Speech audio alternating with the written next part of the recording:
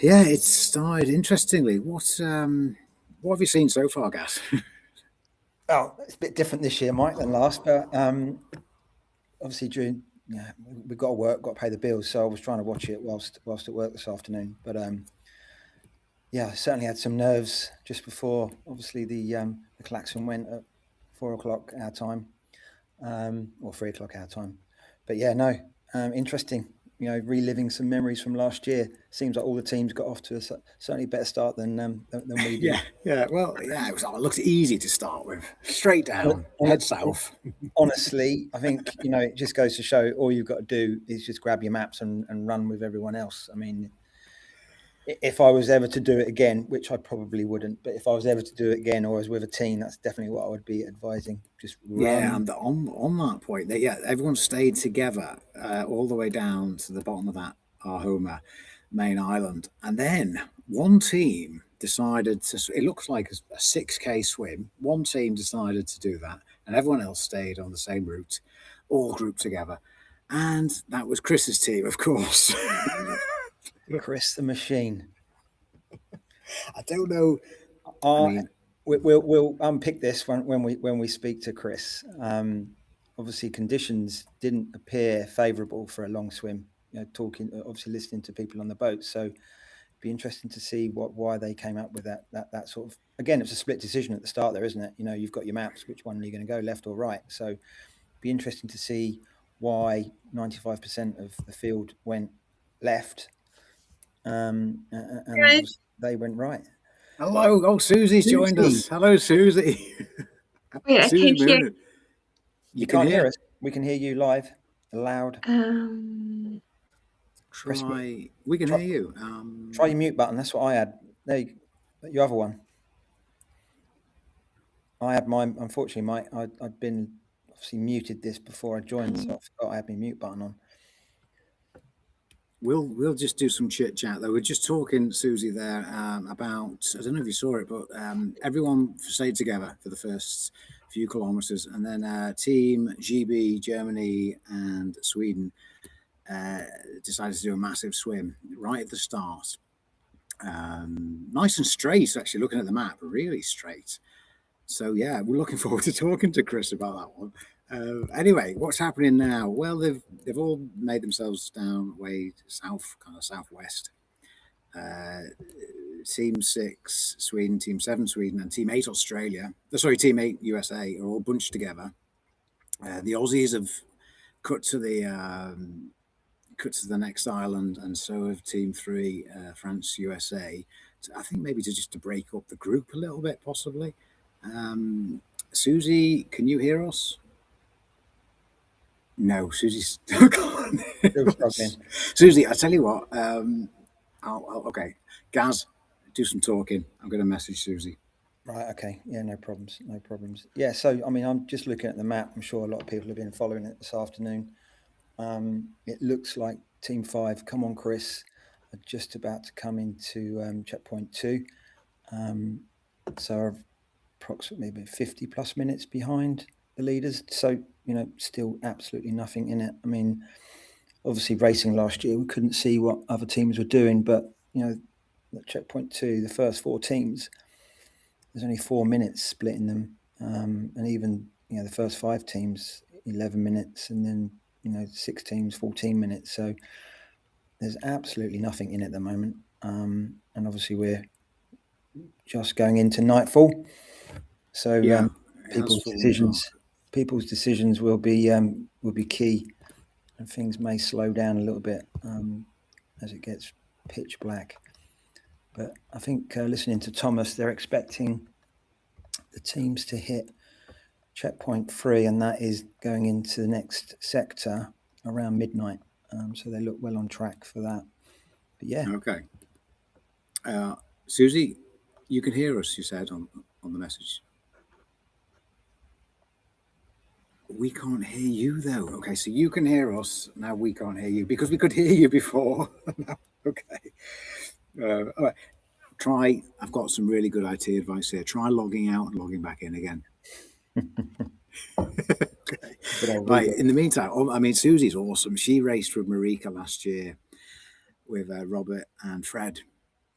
and they were such a cool team, very calm. And Marika's team, it looks like they're just ahead on the map. I mean, they're doing phenomenal. They're on a mission. You can see, I've seen a little bit of video. They look like they're on a mission. Oh, Chris's team, Team 5, are on the video now. This is the first time I've seen them because I missed. They must be just coming in. They must be just coming into checkpoint 2. Yeah. Looking at the map, they're right on there. Susie, can you hear us? I can hear you perfectly. The problem Yes. is, can you hear me? We can hear you. We can hear you. Yes, Susie. Yes. Okay, cool. Don't forget, guys, log out and log back in again. Brilliant. Thank you for coming on. Time. We were just saying how awesome you guys were last year, and looking at it this year, Marika and the guys there. I mean, she looks like she's particularly on a mission. Anyway, how are you? Definitely. I'm very well. It feels like I'm racing as well today. I woke up nerves on top of my skin. Trouble eating, so I definitely feel the pulse today, and it's very, very exciting to follow teams, and it's also very exciting that they had the start in the afternoon instead of in the morning, and it'll be very interesting to see how the athletes will react to that. I do think it's if I would be able to choose, I would have chosen to go start at night to have that first night over and done with. But on the other hand, they've been awake for another couple of hours like before racing, so it'll be very interesting to see how the reaction will be, and we won't get to see that I think until Wednesday. Yeah, definitely. Yeah. Just a quick one as well, Susie. How are you guys? Nice. Congratulations on your podium at the weekend as well. Thank you very much. It was very fun.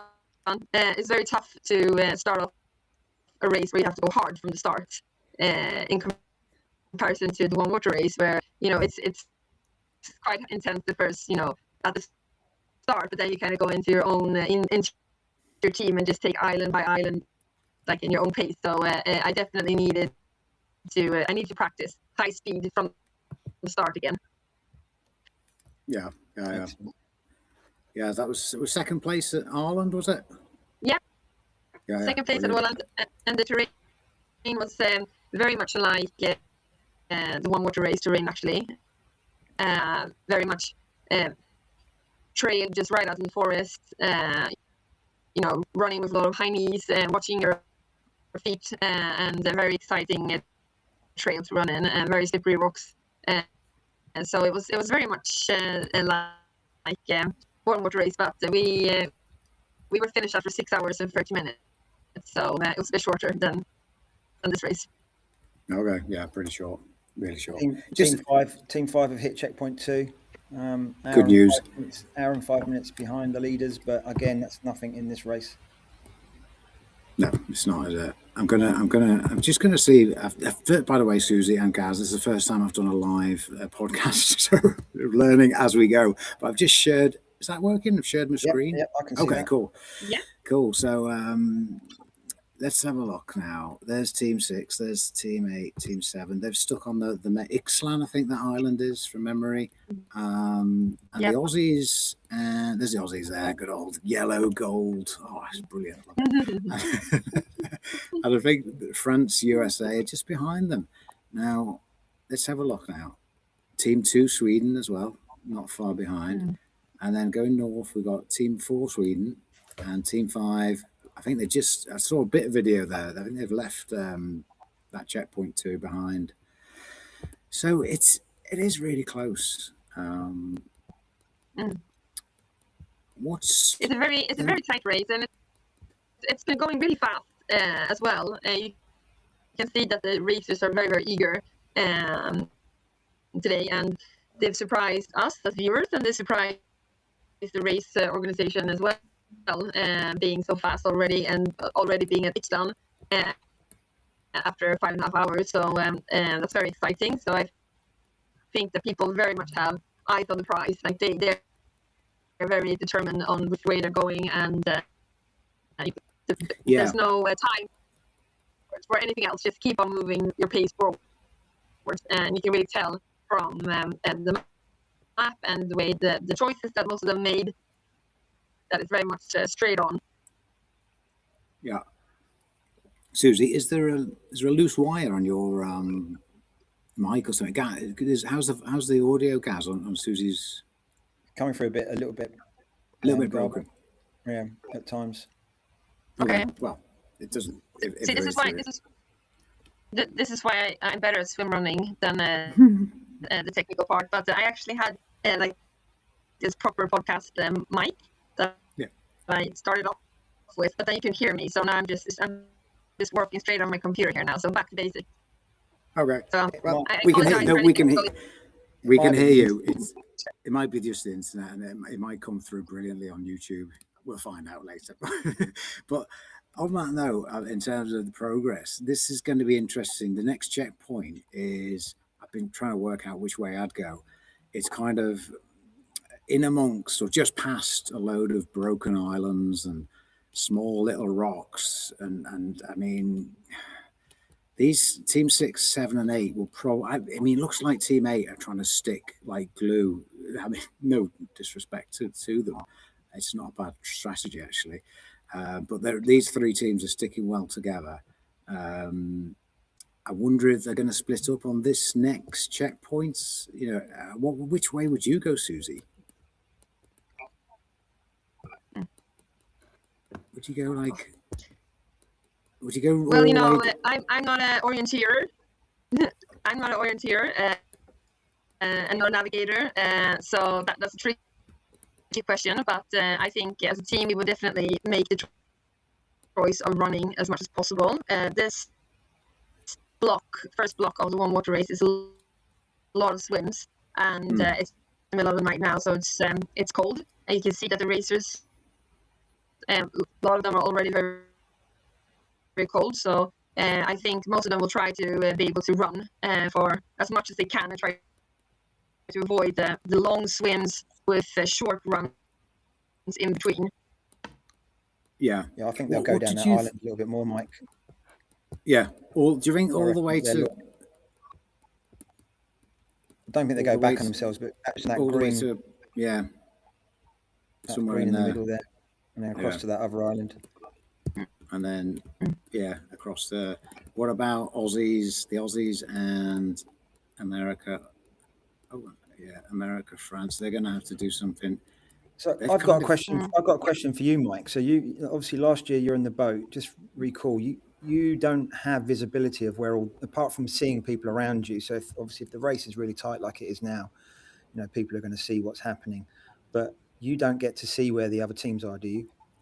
Good question, Gaz. Good question. It's one of those things we were told, which I learned you could actually later on.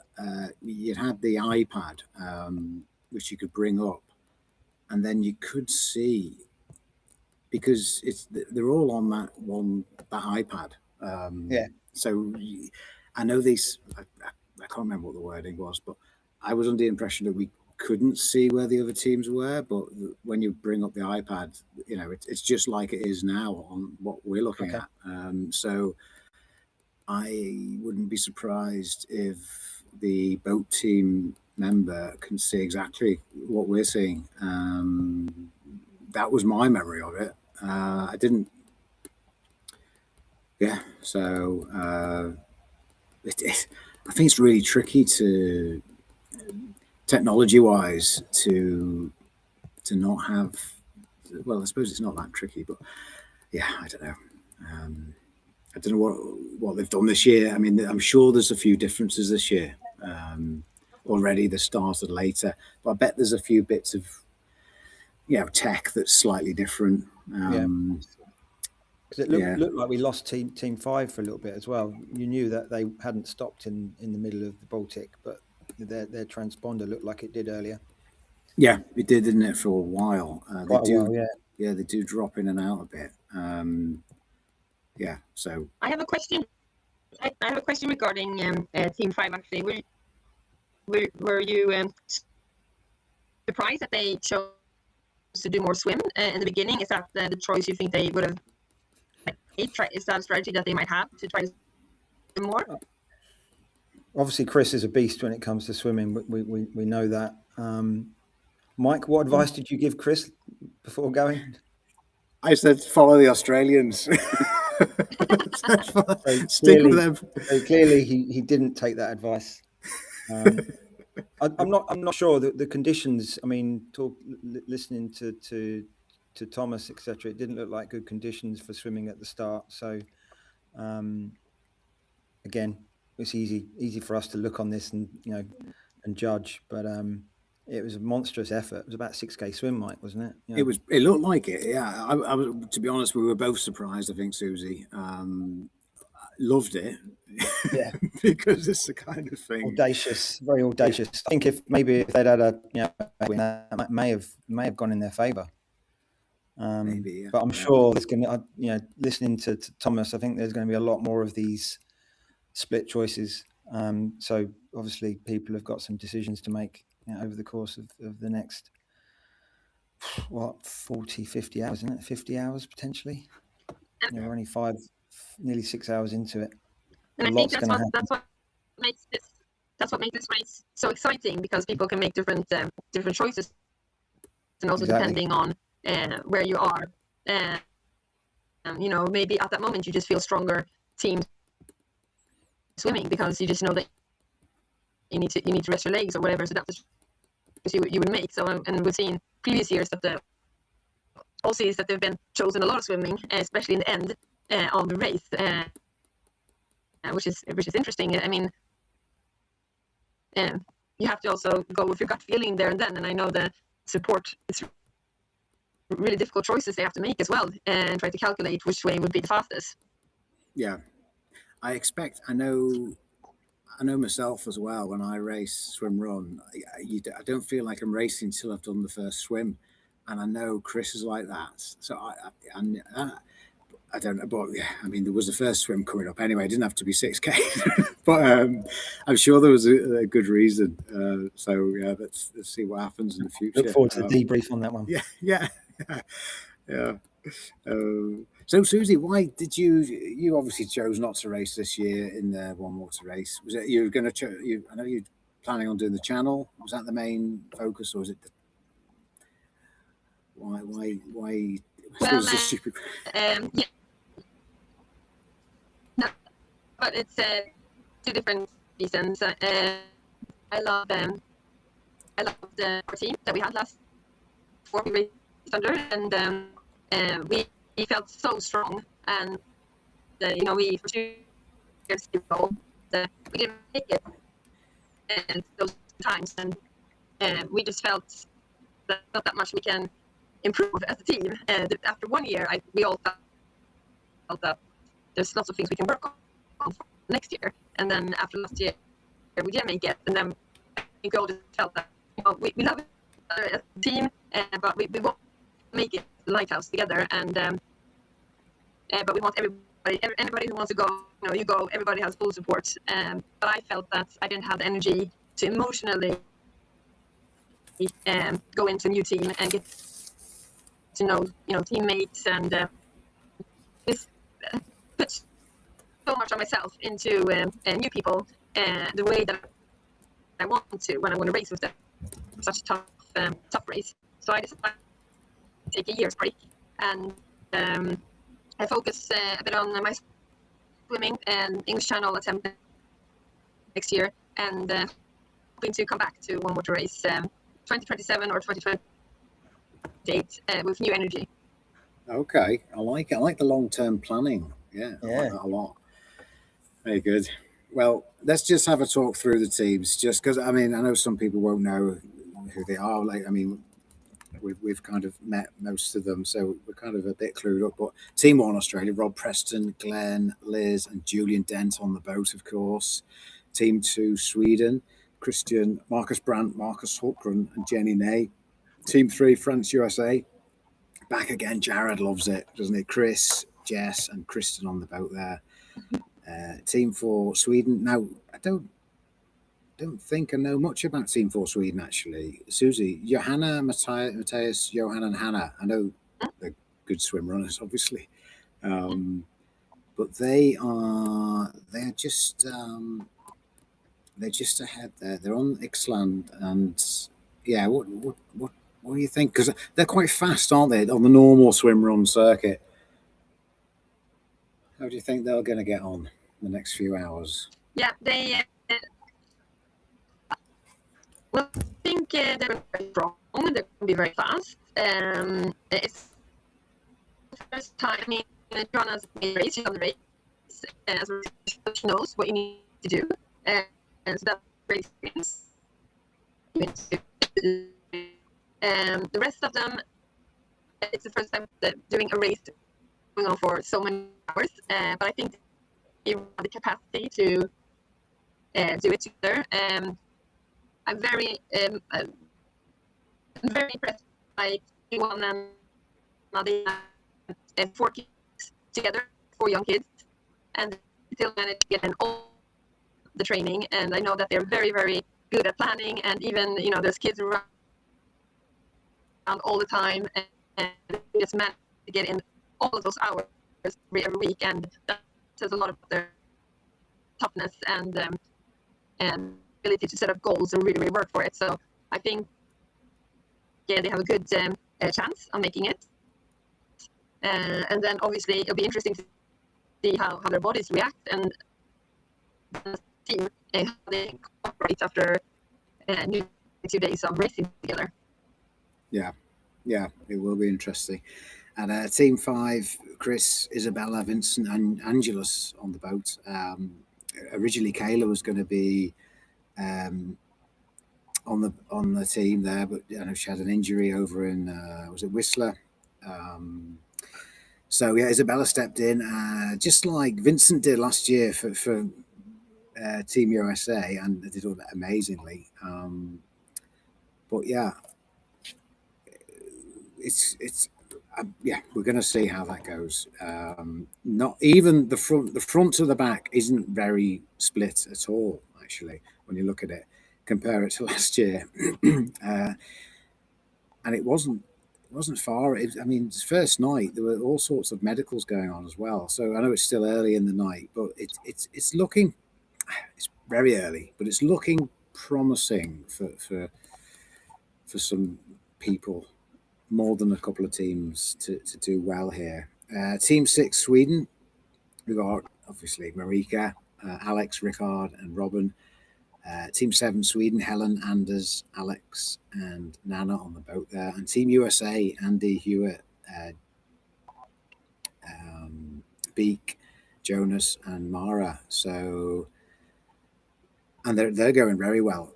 With Team 7 alongside them and Team 6, 7, 8 leading the way. It's really going to be this checkpoint 3 that we get a better picture of the tactics, because there have been some tactics in the last hour or so of whether you stay on Ixtlan or go over to, is it Blido? I think it is, isn't it? Blido. Yeah, exactly. Yeah, I think so. Yeah. Yeah. So, and after checkpoint 3, it's new maps, I guess.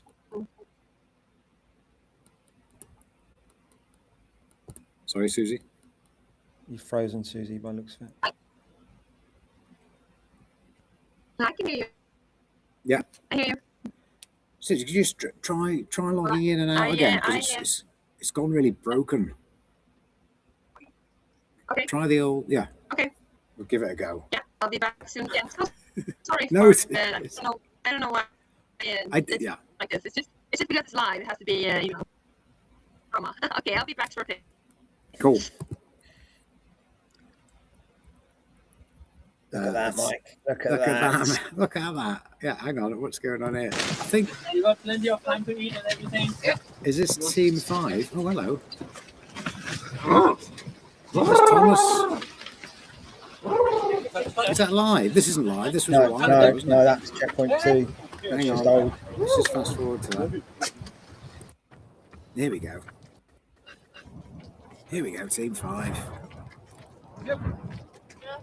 So what's going on here, guys? We've got the old, it's night mode, obviously. Yeah. We've got the that's definitely a trick we missed last year, Mike. I've seen a lot of the teams have got vests, one vest between the team carrying stuff. I think that's a must. Yeah. The thing is, we did train with one, didn't we? Like Yeah. When we was in Uto, Oh mate, there's just so much going on. So Yeah. much going on. I think every team this year has got experience, haven't they? Every team has got people that have done it before. Yeah, I think so. Yeah. Right, I think that really matters. Yeah. So it's They're motoring definitely along now. they are actually. Yeah. They've got, so for those that don't know, once you hit night mode, you've got to have the tow float with the light inside the tow float. Hey Susie, we just got the video up. Can you hear us? Don't know if she can. I didn't realise they didn't need to have the tow float on the long run though, did they? They could have given that in Yeah, but they might just think, sod it, just keep it with us. in case we want to do a bit of swimming. Yeah, because maybe because it's all faff taking it off and all, I suppose. But it looks like it's going to be a long run. Back to Team 7, sorry, not Sweven. Team 7. Oh mate, it's getting properly dark now. Yeah. Susie, can you hear us? Yep. Cool. I hear you. The question is, can you hear me? Yes, we can. It's still a little bit broken, but it's not too bad. We can hear what you're saying. Oh, hang on. So what's happening here? So we got to. Oh, it'd just be nice. It'd be nice to see what happens at checkpoint 3. But it is slowing down, even in the last half an hour. I think the pace. It's night time, isn't it? It's no matter what race you do at night time, it slows down. Yeah. Speaking of that, guys, how was the? You did a 100-mile race recently, didn't you, in the mountains? Yeah, Beacons Way 3 weeks ago. Epic. A little bit too warm for me, Mike, to be honest. But yeah, no, it was great. I wanted to tick that 100-miler off.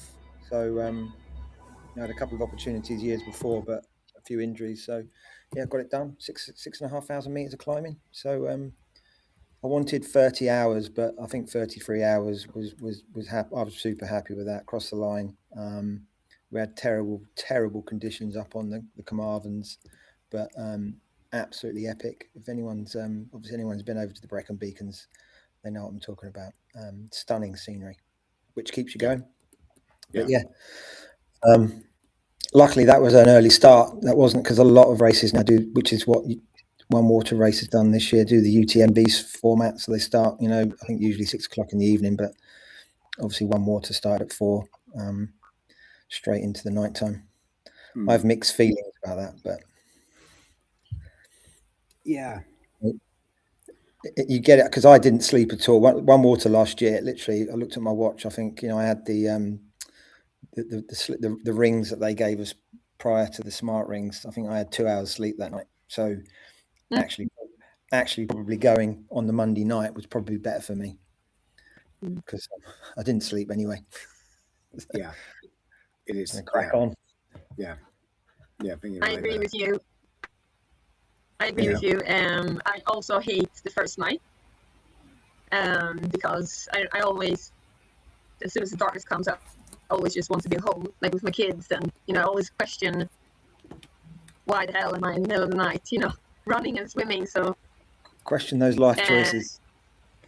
Yeah, I always question them so much, and so I think if I could just start off in the night straight away, I would have that over and done with, quicker.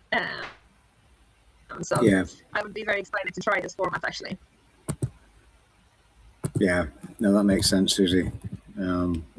Yeah, it's funny, that feeling, isn't it, when you're doing something a bit odd like this, and you start to think of your family, and think, what the hell am I doing here? But that's why you keep going as well. You know what comfort feels like, and you know that whatever happens at One Water, whatever event you're doing, it will end, and you can get back to that comfort at some point. True. Looks like the camera's back on Team 5. Oh yeah, let's have a look. Big Chris at the back there. Let's see what's happening. They seem to be in good spirits. Previously, at least. So that's really good. You just want to. That's what you want to see with the teams going into the first night. That they, the nerves maybe hopefully have calmed down a bit, and they're to do their own pace. Yeah, exactly. just get this first night out of the way. We just want to check what the other swim would look like. And there's Team USA. Oh, no, so this is Team 5, isn't it? Sorry. Still- Yeah. still some club. Who knows when we will be here next? You know, I've noticed, Mike, Chris Yeah. is very quiet. He is quiet. He's eating, which is good. And you know, Susie, Chris can talk. He's saving Yeah. it. He's saving it for later. Yeah, hopefully, yeah. Yeah. Hopefully he didn't burn too many matches on that big old swim. But I mean, he's been swimming so much, hasn't he? Like, it's ridiculous amount. He's been putting some big turns in recently. They also had a great swim run session during the summer, right? When they actually did the crossing of the Danziger Gaps. I think I saw that they had a proper, really good swim run session coming up to the water race. So that's really positive. It's good to have that with you, that you've done that long swim once. Then you know you can do it again. Yeah, Yeah. exactly. I mean, Chris flew down he just finished Rockman, literally on whatever day that was, Saturday or Sunday, and then flew straight down to Stockholm and swam the Danziger Gap. Yeah. That's Yeah. impressive. That's impressive. And I think he did really well at Rockman as well. Did he say top 5? Was it, Mike? Something like that? You think he said mixed? Yeah. I think, yeah. I can't remember exactly, but he He did was well. very glib. He's very glib about it. Yeah, I think it was top 5, but you know, and then Yeah. jumped on a plane. Off he goes. Yeah. I mean, that's Yeah, great. so- Then he was preparing himself. Then taking all energy into a race, and then keep on moving the day after or 2 days after. And that's just how what race is, isn't it? It's like even though Yeah. you're tired, you just have to keep on going on and on and on. So that's great preparation. Yeah, I think they've done And they've done quite a bit of work as a team, haven't they, Mike? Yeah. It was obviously a shame that Kayla didn't join them, but they're going to. I think they're going to do really well. So steady. And they also have experience going into the race, which is good. And it's fun to see that. I think all teams except Team 4 have participants who's done the race before. No, sorry, I was wrong there, because Team 4 has had Johanna who's done the race before. So I was saying that to Mike earlier. I think every team that's currently in the race have got experience, which as we know from last year, really helps. Yeah. It'll be interesting to see how that affects how many teams actually make it to the lighthouse. Yeah, exactly. I think it is a important factor that they have that experience, and it doesn't matter if you did 5 hours or 45 hours. I mean, you've been there. You've had the nerves prior to the competition, and you've been in that environment. You learn a lot from it. Yeah. It's the whole. It's hard to explain it, isn't it? But it's the whole scenario that you're in creates this strange pressure that, if you've not experienced before, unless you're really cool, can affect you, I suppose. So yeah, having everyone in, and not having Daniel, Kristen, Adriel, and Johan, of course, I think takes a little bit of the pressure off. Like last year, we had the speedy Hugo Tormento's team, of course, and it was uber fast. I think it was fast to start last year for sure, and I think it takes a little bit of pressure off, because trying to keep up with Team Sweden, Australia, it's almost impossible. Without breaking, people try and they break. That's kind of what happens a little bit, apart from Team Australia, of course. Didn't they win at Ireland at the weekend, Susie? Yes, they did. Adriel and Chris. They did. Yeah. And I mean, they're so fast and very experienced. And as I said, Åland was very similar terrain and trail to as one water race. So you really tell that they have that experience, and it's impressive to see them in other races. It's a joy for an inspiration for younger swim runners as well, as for us that's been in the sport for a few years now. So that was cool.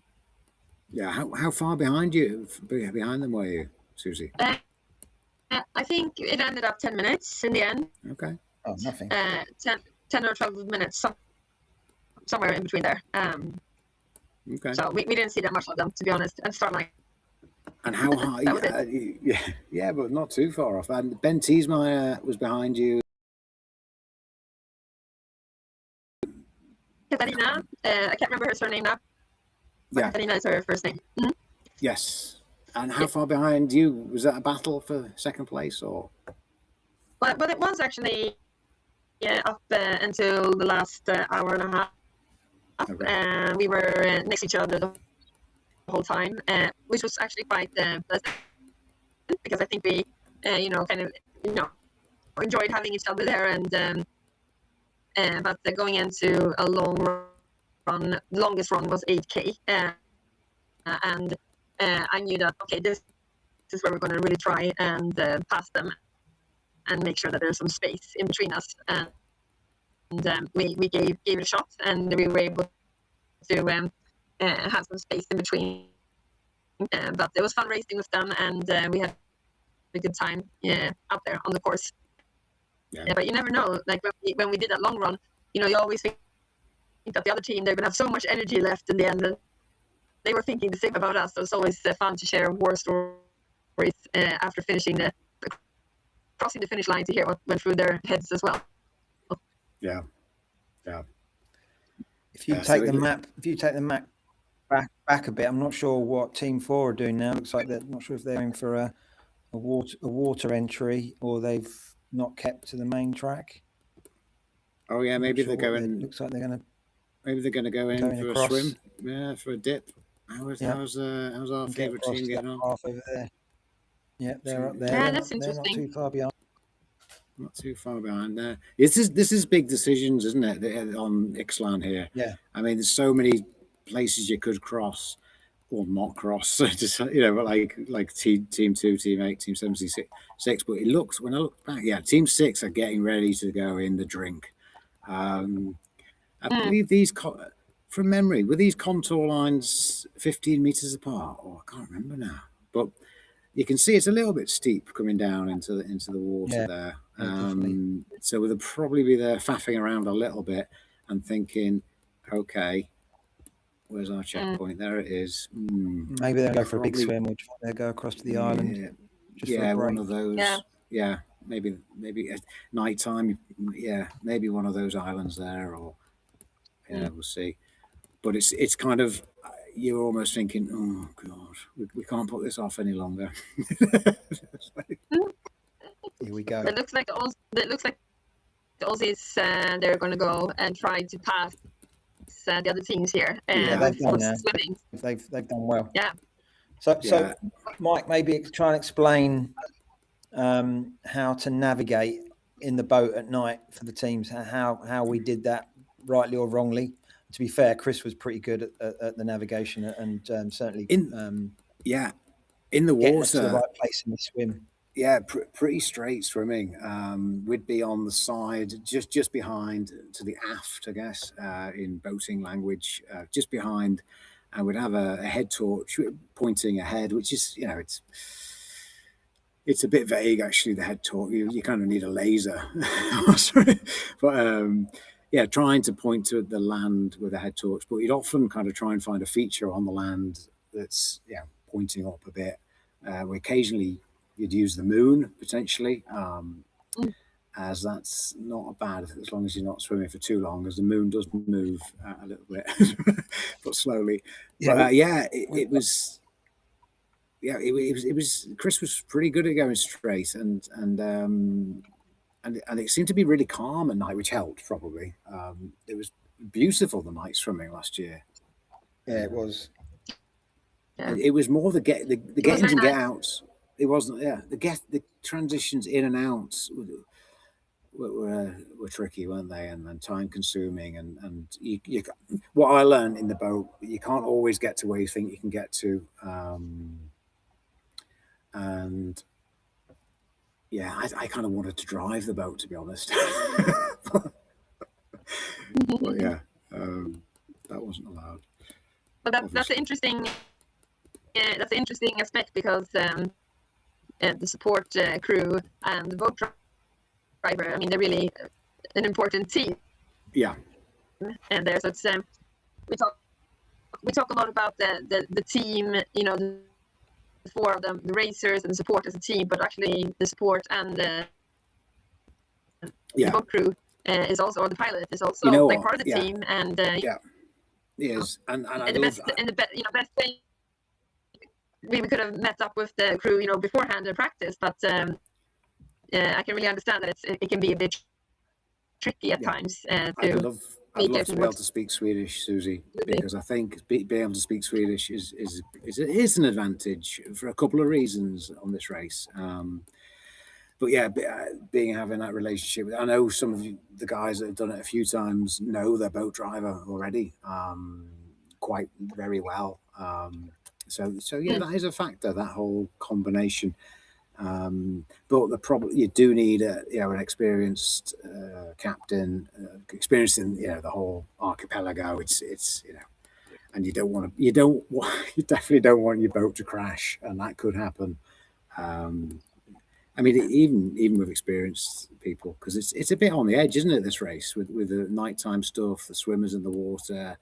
There's pressure, there's money at stake. I know there's less money this year, but as soon as you throw money in, the pressure cooker starts to heat up.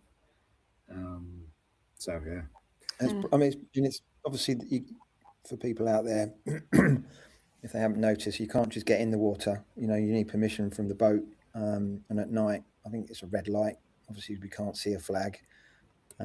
It's probably worth noting. I remember last year, Mike, we were waiting.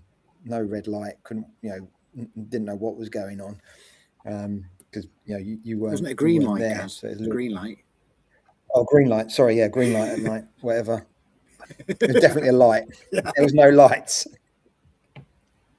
But it looks like team 8. It looks like they're all fragmenting now. Team 8 are going off in a different route. Team 7 are obviously following Team 6, so there'll be 2 boats there. Very interesting. Yeah, no, this is good now. A bit of splitting up. I wonder where Team 8 are going then. Let's have a look. They're going to go. For the big island. They're going to go down. That big. Yeah, it looks like they're going to maybe go for some more running. Maybe shorten that swim over and take the longer runs over to checkpoint 3. But it's fun with interesting team 6 and team 7. We have when I've raced with Marika, Robban, and Fredrik last year and the year before, we've always been quite close to the Skoffenberg team, which this year is team 8. Team 7. And so it's quite fun to see that they are keeping close into this race as well. It seems like we're quite similar. They're quite similar in their choices and also their capacity on water and on land. So and they're such a good gang, Team 7 as well as all the races are here. But it's fun to see, interesting to see that it's just following the same pattern as the last 2 previous years. Yeah, and it's super interesting. Team 1 are in the water by the looks of it as well. Who went to the east. And Team 6 got in the water, and I'm sure Team 7 are just about to get. Yeah, they're in already. Yeah, Team 7 are going in. Yeah. And let's check on France. Yeah, they're not. France, USA, not far behind. Although Jess, she is British as well. I think she should be GB USA. But to be fair, she does live in France. And she's competed in the Olympics and won lots of. Triathlon. Oh, hang on a minute. Team 4 are going for they're going to go across to the east by the looks of it. Okay. What are Team 5 up to? They're still trucking along the road. Cool. Yeah. Cool.